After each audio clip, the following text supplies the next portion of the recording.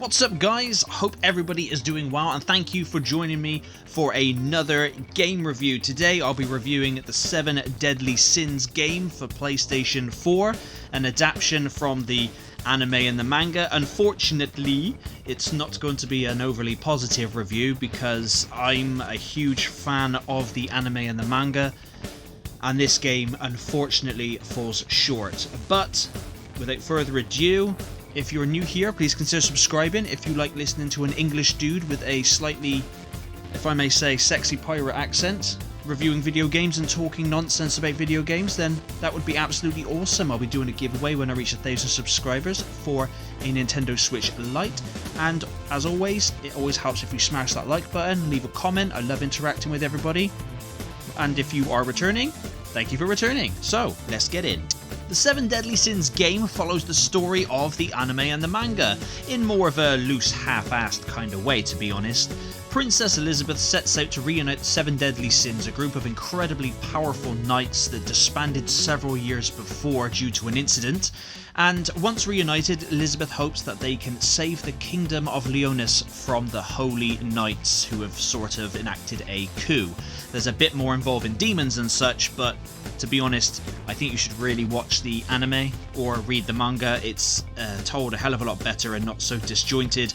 And if you are unfamiliar with the characters and story of the 7 Deadly Sins, this game may seem a little lackluster in that story department.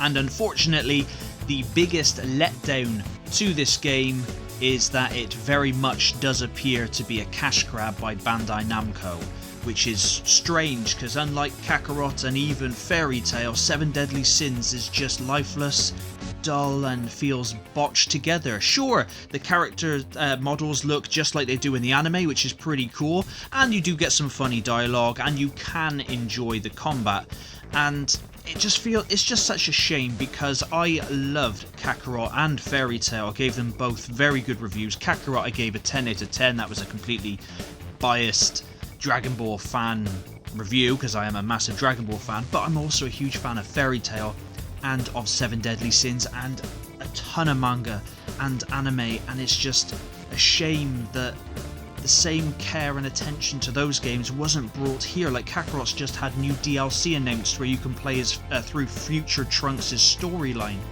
That's awesome, but why has that love not been put onto the other games? Like Fairy Tail was a really good RPG and I highly recommend that one as well. Flaws and all, because no game is absolutely perfect. Even Kakarot, even though I gave it a 10 out of 10, it does have some flaws, but because I'm such a mega fan, I just saw past them.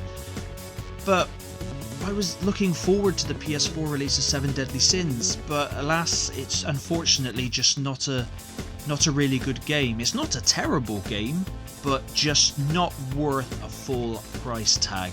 You basically venture around a map on the back of Hawk's mum. Hawk is the pig that you can see on the screen now, and Hawk's mum is the gigantic green pig that has the 7 Deadly Sins tavern on her back. And you control her and you can enter various main and side missions throughout adventure mode, all the while progressing the story and unlocking playable characters for duel mode, and that's the only 2 modes. There's the adventure mode, which is the story mode, and a 1v1 local or online fighting mode called duel mode. The controls are a bit clunky, and unfortunately with that the combat feels clunky and quite repetitive. The game looks okay, but I mean, there is some fun to be had here. I don't want to completely shat on the game, but it's a very mediocre experience when it could have been so much better.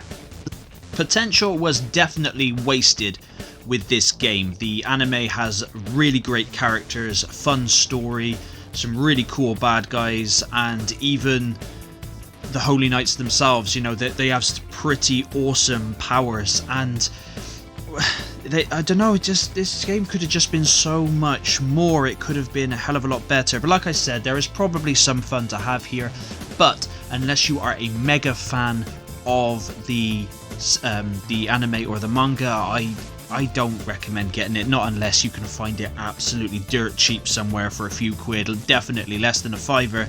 I mean, it's pretty cool. You can play as Meliodas, who is on the screen here. You can play as Bon, King, Diane. You can play as Gowther, Merlin, Escanor. You can even play as Elizabeth and Hawk. You can even play as King Arthur, Arthur Pendragon. Yep, he plays a role throughout, and also Merlin is actually a female, not a male, within the world of Seven Deadly Sins. You can also play as like Gilthunder, Hauser, and like even Jericho, which are all like holy knights and whatnot, and just knights of Leonis. You can play as those because they have integral roles in the anime and manga, and they're so cool. It was just an absolute missed opportunity, and unfortunately, that's why I have to give Seven Deadly Sins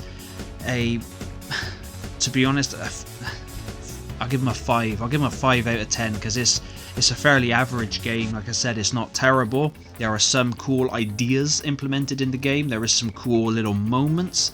However, it's not great or amazing or anything that it could have been. But anyway, guys, thank you very much for watching and listening to me ramble on. Please let me know what you think down in the comments. Don't forget to please like, comment, subscribe, all the good stuff. And until next time, stay safe and I'll see you again.